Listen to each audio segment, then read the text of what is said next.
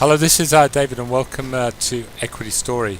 Um, I think we've been pretty bullish, actually, the way the ASX 200 has been trading this week, and I think that bullishness has paid off today. We had a pretty weak Dow last night, and the American market looked pretty weak, but we've done very well today. We certainly yesterday we bounced off that 20, and we look, to be honest with you, we look pretty respectful.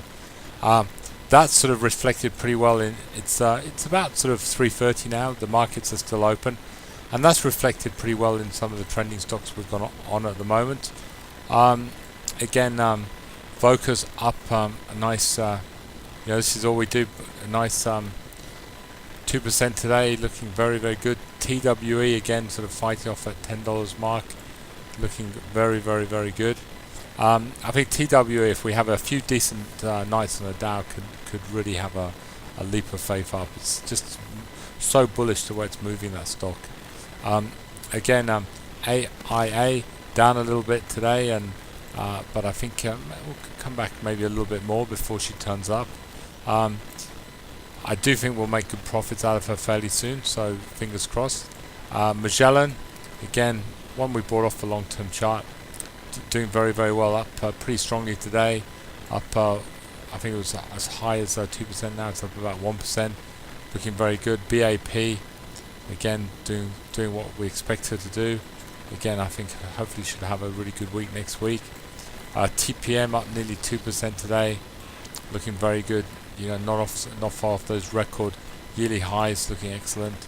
Hansen Group, again, a great little trend. Obviously, it had that sort of sell-off. I think a big fund manager, so it needs to repair that slightly. But it's looking very, very bullish. I don't think it will be long till hopefully we'll make some money out of Hansen. And again, MTR, a stock that broke the trend. We said hold it. Fundamentally, we like the story, and now it's fighting its way up. It's done a big acquisition, and I think it won't be long before we'll hopefully be making some profits out of MTR. I'd like to just have a quick word about the weekly buy signals, the classic buy signals.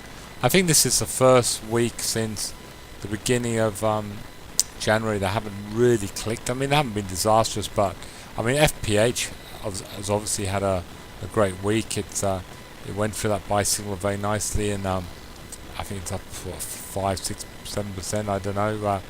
In the week, it's done very, very well. TPM at the moment, the way she's trading, is obviously in profit and looking pretty good. But BKL and Hansen, obviously we've been for Hansen, but BKL at the beginning of the week it looked like that. It should have really gone on with it and tested higher levels. It didn't. I think obviously just fear on China, but I think it'll hold these levels where it is now, and certainly around here. I'd be looking to put this on as an official trending buy sometime maybe in the next few weeks.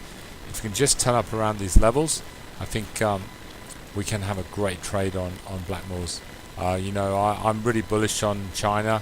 I'm really bullish on what Blackmores and their growth potential in China. I think it's still got a lot further to go, and I'd certainly be looking to trend this if we get a really decent buy signal.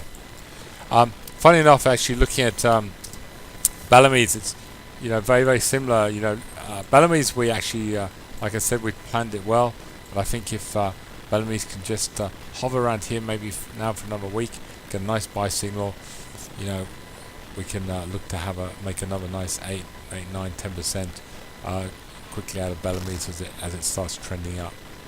I think they're two great companies. They're in the ASX 200. We've got good volume in them now, and so I'm really looking forward to getting my teeth stuck into both those two companies, hopefully to make some money out of them.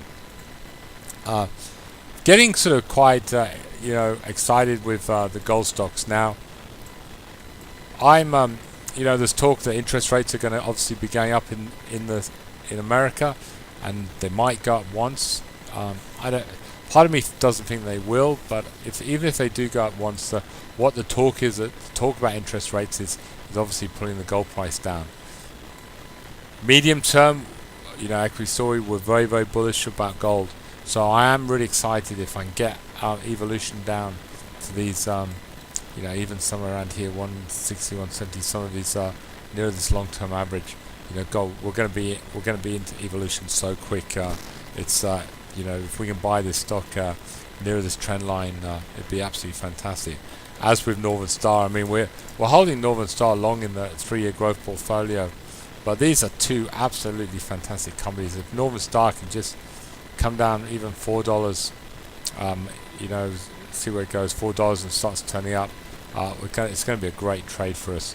I really like, especially Northern Star, because it has these huge big movements very, very quickly. So you can actually you can make a lot of money quickly with Northern Star, but you can also lose a lot of money. But I think if we can buy Northern Star near these trend lines, we're putting the odds in our favour. And we have trended Northern Star quite a few times and done really, really well with the stock. I'd just like to have a quick word. LP, I've sort of gone on about LP a few times. It's doing actually everything that we really wanted to do, so I really do like the look of it. I'll try and just squash the chart up to give you an idea why I like it so much. It's a bit funny, this chart, because it's sort of there you go. You can see a little bit more. So it's got this really great swing, very predictable, and then it's broken out. Now, hopefully it can make a stronger move up. If not, I think it might hit that 5 and then do this similar movement and swing up again. I believe we're going to get this could be a doubler for us sometime this year. LP Holdings, I think it's an absolutely fantastic company, and that's important. It's a great company, and I think it's got a great trend. I'd just like to say with these 10 baggers, I mean, Equity Story, we've obviously got a very strong reputation of what we've done in the past, and I think sometimes some of the 10 baggers which are looking to develop products, they often do need a little bit of time, and we have patience. I think it was Warren Buffett who said the stock market is a place where the impatient people give their money to the patient people, and I think that is so true. Patience is always important, and I think a classic example of that is maybe one of our 10 baggers, AKP. Audio Pixels now, we had a buy, it's under $12, so I wouldn't be buying it up here. But we've held this one for quite a while now, about a year and a half. We like the story, and so we're holding it. We're not worried too much about, when the, sort of these when it's fallen in price. We're not buying often with these 10 baggers, we're not buying the share price, we're buying the story. And recently, obviously, Audio Pixels had a good announcement that they've got what they do have, Audio Pixels. I'll just show you the announcement. They've got basically a system where they believe in the future they can, you can have these digital speakers on your iPhone which will sound as good as your old-fashioned big blasting giant speakers sound. So I mean, potentially what this could do, it could revolutionize the sound you have on laptops and the sound on your iPhone. It's a very exciting story, and we sort of backed them a while ago.